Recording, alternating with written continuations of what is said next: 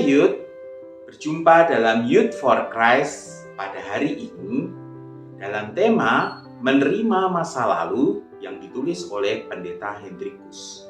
Pembacaan diambil dari Kisah Para Rasul pasal 26 ayat yang ke-1 sampai ayat yang ke-18. Ayat nas hari ini di ayatnya yang keempat yang berkata demikian. Semua orang Yahudi mengetahui jalan hidupku sejak masa muda. Saya Jeffrey Aswinartanto dari GKI Sumbawa II, Jakarta. Sobat muda-mudi, kerusuhan di tahun 1998 yang lalu telah membuat seorang pemudi memutuskan untuk meninggalkan tanah air dan melanjutkan studinya di negeri tetangga Singapura. Di sana ia harus menghidupi dirinya sekaligus membiayai kuliahnya sendiri. Untuk itu dia juga melakoni beberapa pekerjaan yang tidak mudah, seperti bekerja paruh waktu di sebuah toko bunga. Dia juga bekerja untuk membagi-bagikan brosur, tempat keramaian ataupun jalan-jalan, semuanya itu dilakukan untuk tujuan dia bisa bertahan hidup. Kegagalan dalam bisnis pun pernah dilakukannya, dan itu tidak pernah ia rasakan. Dia tidak pernah meratapi sedikit pun masa lalunya. Justru pemudi ini mempunyai suatu tekad bahwa nanti ketika dia berusia 30 tahun, dia tidak mempunyai hutang lagi.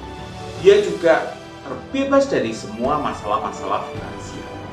Akhirnya pemudi ini berhasil mencapai cita-citanya, harapannya itu di usianya yang ke-26 tahun.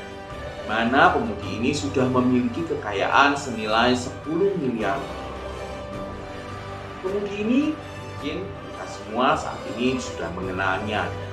Dia adalah Mary Lee. Sobat muda-mudi, tidak semua orang memiliki masa lalu yang menggembirakan.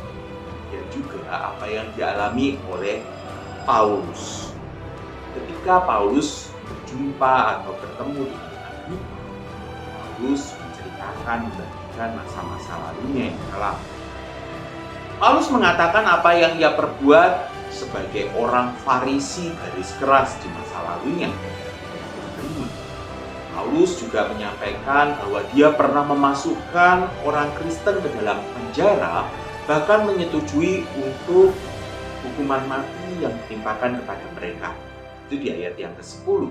Dan di ayat yang ke-11, Paulus juga tidak segan-segan menyiksa orang-orang agar mereka menyangkal iman percaya mereka kepada Tuhan.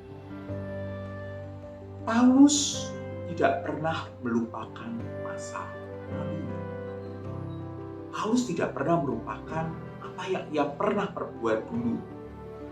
Justru melalui berbagai peristiwa masa lalu itulah Paulus bisa bersaksi atas perubahan hidup yang nyata yang dialami. Sobat muda-mudi, masa lalu merupakan bagian yang tidak terpisahkan di dalam kehidupan kita. Karena itu kita diajak untuk berani mengakui masa lalu kita.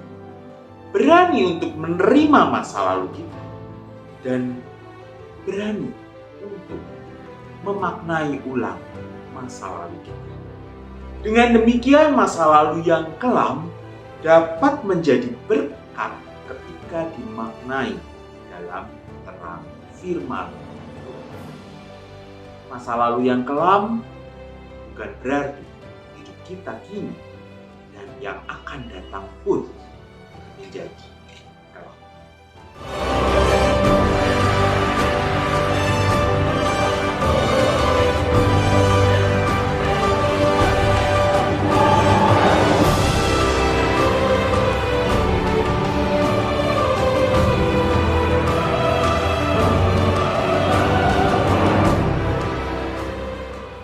Sahabat, mari dukung pelayanan dan pekabaran Injil melalui YKB dengan membagikan link acara ini kepada sebanyak mungkin orang.